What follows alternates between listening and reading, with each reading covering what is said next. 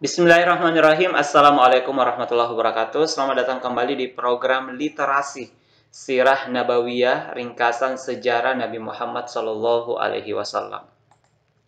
Alhamdulillah sudah masuk di video yang ke-8. Jadi di video sebelumnya sudah kita baca kisah keislaman Umar bin Khattab radhiyallahu an dan bagaimana ujian-ujian yang dihadapi oleh kaum muslimin atau para sahabat Nabi Shallallahu Alaihi Wasallam yang pada saat itu jumlahnya masih sangat kecil. Mereka diintimidasi, disiksa dan seterusnya sampai kisah embargo yang dilakukan oleh orang-orang Quraisy kepada kaum muslimin. Sekarang kita akan masuk di bagian ini tahun duka cita, halaman 28 sampai 29. Jadi di video kali ini tidak terlalu panjang, kita akan lihat bagian yang baru tahun duka cita. Langsung kita masuk di halaman 28. Baik, ini langsung saja kita baca tahun duka cita.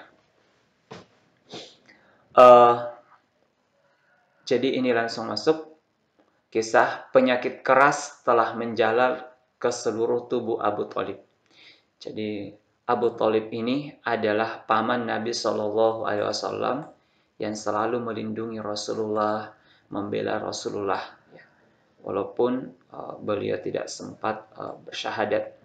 Jadi penyakit keras telah menjalar ke seluruh tubuh Abu Thalib dan ia tidak dapat meninggalkan tempat tidur. Tak lama kemudian ia menderita sakaratul maut. Ketika itu Rasulullah Shallallahu Alaihi Wasallam berada di sisi kepalanya, mengharap agar ia mau mengucapkan kalimat La ilaha illallah sebelum kematiannya. Namun teman-teman buruknya yang juga berada di sisinya, termasuk tokoh mereka Abu Jahal, mencegahnya dan berkata kepadanya, "Jangan tinggalkan agama leluhurmu." Akhirnya ia pun meninggal dalam keadaan musyrik. Maka kesedihan Rasulullah Shallallahu Alaihi Wasallam atasnya semakin berlipat ganda.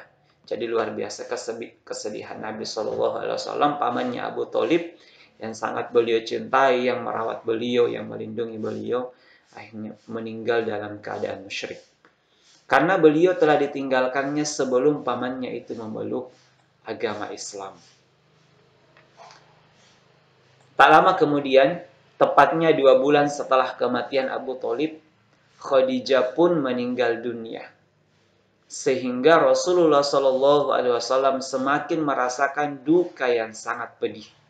Pamannya Abu Thalib meninggal, kemudian menyusul lagi istri yang sangat beliau cintai, Khadijah.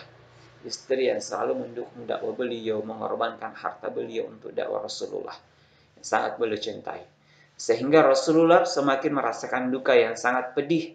Sementara itu, cobaan yang ditimpakan oleh kaumnya kepada beliau setelah kematian Abu Thalib dan istrinya Khadijah justru semakin berat.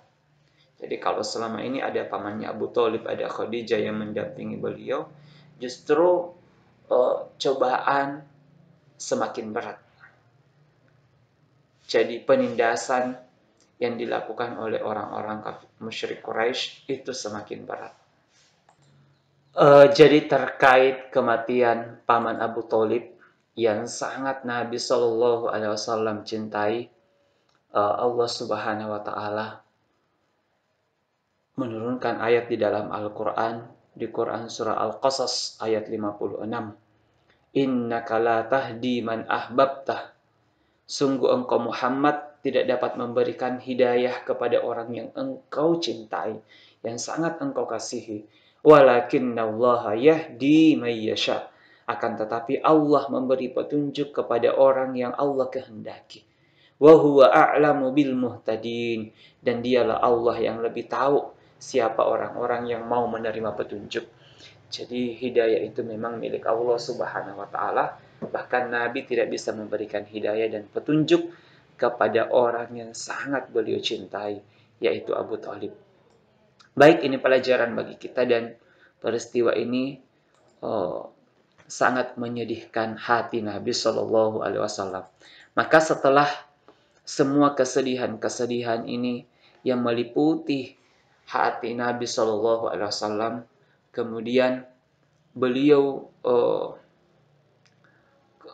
melakukan rencana ke Taif, ya, ke Taif untuk berharap agar pikiran beliau, kesedihan beliau itu berkurang dengan pergi ke Taif, ya.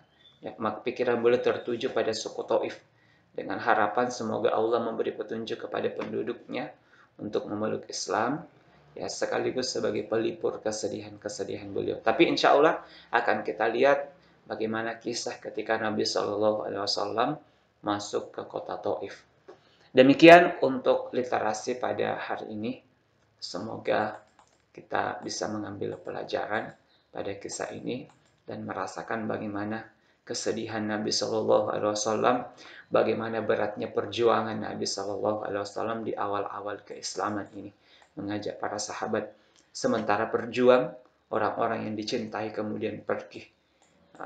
Terlebih kepergian Khadijah, istri yang senantiasa mendampingi perjuangan beliau, termasuk paman beliau Abu Thalib yang selama ini membela beliau.